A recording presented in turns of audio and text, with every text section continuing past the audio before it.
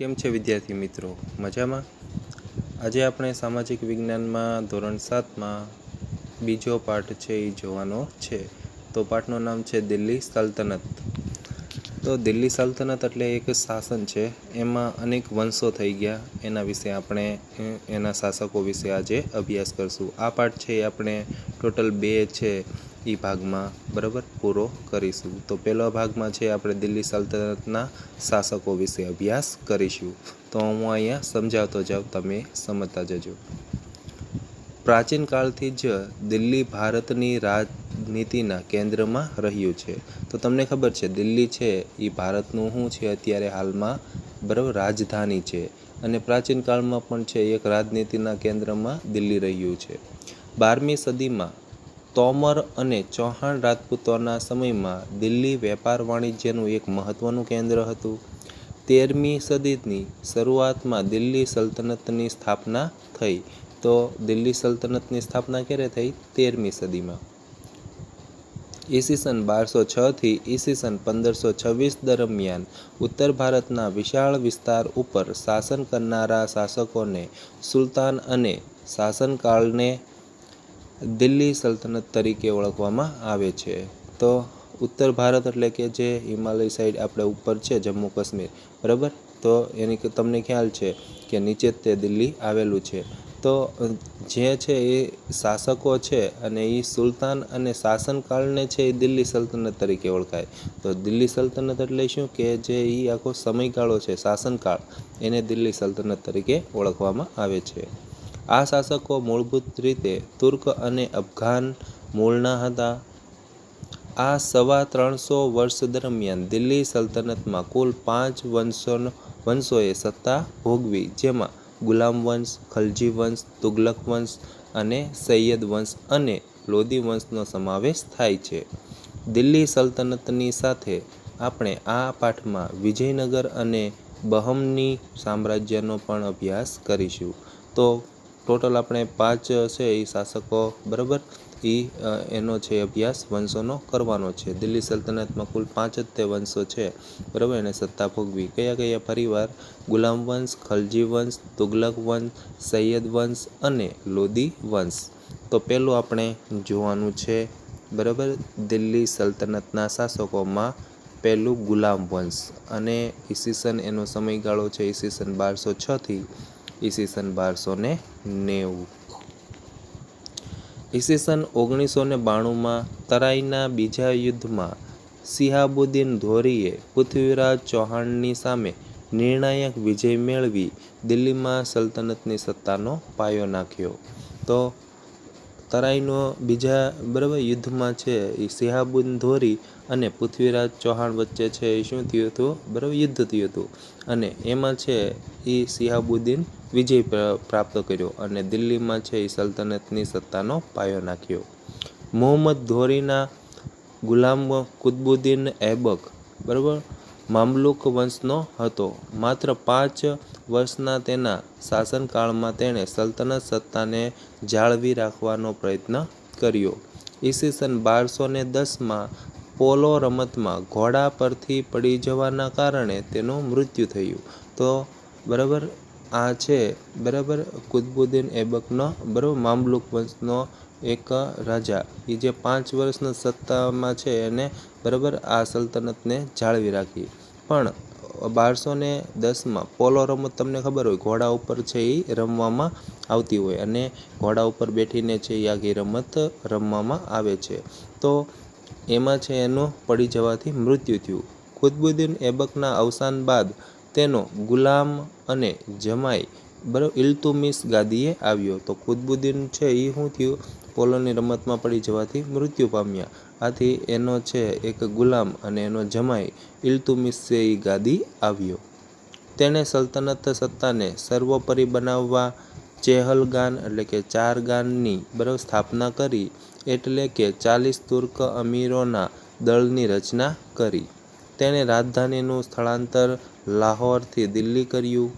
ઇલ્તુમિશને ગુલામ વંશનો સાચો સ્થાપક માનવામાં આવે છે. તો તમને પૂછે કે બરાબર ગુલામ વંશનો સાચો સ્થાપક કોણ છે? તો ઇલ્તુમિશ છે. અને ઇલ્તુમિશ છે એણે આ 40 તુર્ક અમીરોના દળની એક રચના કરી અને છે એ એક રાજધાની છે એ ક્યાં સ્થળાંતર કરી? લાહોરથી દિલ્હી કર્યું. બરાબર. પોતાના એક પણ પુત્રને સુલતાન બનાવવા યોગ્ય ન સમજતા ઇલ્તુમિશે પોતાની કાબેલ પુત્રી રઝિયાને પોતાની ઉત્તરાધિકારી જાહેર કરી. અને ઇલ્તુમિશના છે એકય પુત્ર, એટલે કે પહેલાં એવું હતું કે જે બરાબર પુત્ર તે છે એ રાજાની ગાદી સંભાળે, પણ ઇલ્તુમિશને છે એકય પુત્ર ઉપર બરાબર યોગ્યતા ન લાગી, એટલે એની પુત્રી એટલે કે દીકરી રઝિયાને છે એ પોતાની ઉત્તરાધિકારી છે જાહેર કરી. ઇલ્તુમિશના અવસાનના થોડા સમય બાદ તેની પુત્રી રઝિયા સુલતાનના દિલ્હીની ગાદીએ આવી, જે દિલ્હીની ગાદીએ આવનાર પ્રથમ મહિલા શાસક હતી. તો દિલ્હીની ગાદીએ આવનાર પ્રથમ મહિલા શાસક કોણ છે? રઝિયા સુલતાન. એ સમયમાં ઇતિહાસકાર મિન્હાજ એ સિરાજ પણ સ્વીકારે છે કે રઝિયા સુલતાનના તેના બધા જ ભાઈઓમાં સૌથી વધુ કાબેલ અને સક્ષમ હતી. આમ છતાં એક મહિલા શાસકકર્તા તરીકે માન્યતા મેળવવી મુશ્કેલ હતી.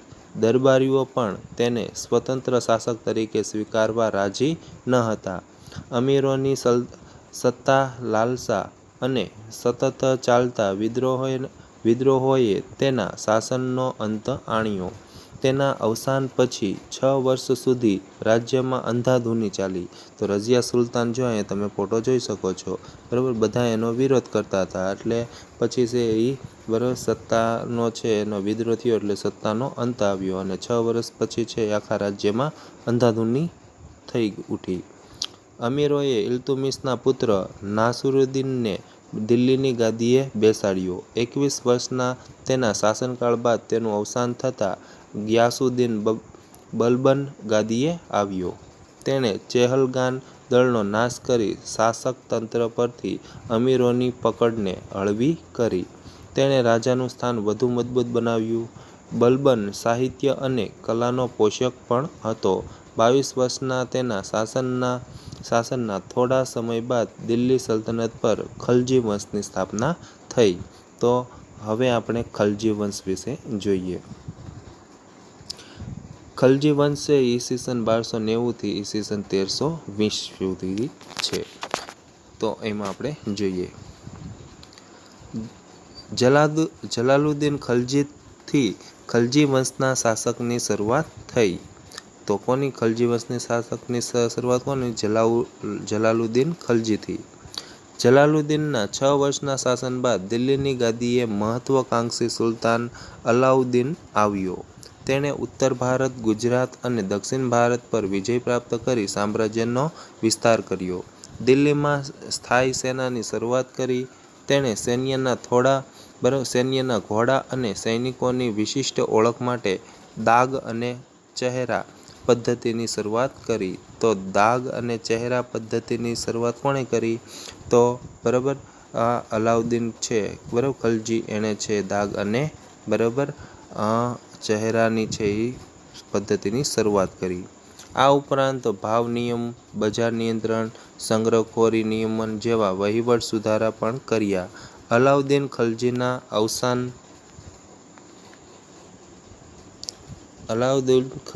અવસાન બાદ રાજ્યમાં અંધાધૂનીનું વાતાવરણ રહ્યું. ખલજી વંશનો બરાબર અંત આણી દિલ્હીની ગાદીએ તુગલક શાસકની શરૂઆત થઈ. તો ખલજી વંશ પછી છે એ કયું શાસક આવે છે? તુગલક બરાબર વંશ. તો તુગલક શાસકની શરૂઆત કરનાર ગિયાસુદ્દીન તુગલક હતો. તો તુગલક શાસકની શરૂઆત કોણે કરી?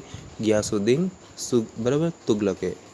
તો આટલું જાણો કે અલાઉદ્દીન ખલજીના સમયમાં પ્રસિદ્ધ કવિ અમીર ખુસરો થયા, જેમણે કિરાતુલ સયાદન, પછી આશિકા, નૂહ વગેરે જેવી પ્રસિદ્ધ સાહિત્ય કૃતિઓની રચના કરી હતી. હવે આપણે જોઈએ તુગલક વંશ. તો તુગલક વંશનો છે સમયગાળો 1320 થી ઈસવીસન 1414 સુધી છે. તો જોઈએ તુગલક વંશ દરમિયાન મોહમ્મદ બિન તુગલક એક પ્રતિભાવ બરાબર સુલતાન થયો, જેણે તેના સમયમાં કેટલીક યોજના અમલમાં મૂકી, જેમાં દિલ્હીથી દૌલતાબાદ રાજધાનીનું સ્થળાંતર, પ્રતીક મુદ્રા પ્રયોગ વગેરે જેવી યોજનાઓનો સમાવેશ થાય છે. પરંતુ મોટાભાગની યોજનાઓમાં વ્યવહારિકતાનો અભાવ તેમજ તબક્કાવાર અને આયોજનબદ્ધ અમલીકરણના અભાવના કારણે નિષ્ફળ ગઈ. તેથી ઇતિહાસમાં આ યોજનાઓ તરંગી યોજનાઓ તરીકે સ્થાન પામી. મુહમ્મદ તુગલકના સમયમાં આફ્રિકન મુસાફર ઇબ્ન બતુતા ભારતની મુલાકાતે આવેલા. તો આ ઇબ્ન બતુતા છે આફ્રિકન મુસાફર, એ કોની સમયમાં આવ્યા હતા? તો એ છે એ કોના સમયમાં છે? એ મુહમ્મદ તુગલકના સમયમાં છે આફ્રિકન મુસાફર ઇબ્ન બતુતા છે એ ભારતની મુલાકાતે આવ્યા હતા. મુહમ્મદ તુગલક બાદ તેનો પિતરાઈ ભાઈ ફિરોઝ શાહ તુગલક ગાદીએ આવ્યો. ફિરોઝ શાહ તુગલકના અવસાન બાદ તૈમૂર લંગે દિલ્હી પર આક્રમણ કર્યું અને ઈસવીસન 1398-99 જેથી સત્તાના પાયા હચમચી ગયા અને તુગલક સત્તા મર્યાદિત બની. હવે આપણે જોઈએ સૈયદ વંશ. એનો સમયગાળો છે ઈસવીસન 1414 થી ઈસવીસન 1451 અને લોદી વંશ બંને છે એ આપણે એનો સમયગાળો છે એ 1451 થી ઈસવીસન 1526. તુગલક વંશના શાસનના અંત બાદ ખિંજ ખાએ સૈયદ વંશની સ્થાપના કરી. ખિંજ ખાએ છે એ સૈયદ વંશની સ્થાપના કરી હતી. સૈયદ વંશ બાદ મહલોલ લોદીએ લોદી વંશની સ્થાપના કરી. અને લોદી વંશની સ્થાપના કોણે કરી? તો આ મહલોલ લોદીએ. બહલોલ લોદી સલ્તનતનો પ્રથમ અફઘાન શાસક હતો. લોદી વંશનો અંતિમ બાદશાહ ઇબ્રાહિમ લોદી હતો અને લોદી વંશનો અંતિમ બાદશાહ ઇબ્રાહિમ લોદી હતો. ઈસવીસન 1526માં બાબર સામે પાણીપતના પ્રથમ યુદ્ધમાં તેનો પરાજય થયો અને સલ્તનત યુગનો અંત આવ્યો અને મુઘલ શાસનની શરૂઆત થઈ. અને હવે આવે છે મુઘલ શાસન. પછી દિલ્હી સલ્તનત, પછી મુઘલ શાસન આવે છે. હવે આપણે આ પાઠમાં છે એ બીજા ભાગમાં છે એ આગળનો છે એ પ્રકરણ જોઈશું. ત્યાં સુધી તમે અભ્યાસ કરતા રહો અને 4 વંશો છે એ તમારે લખી લેવા અને યાદ રાખવા.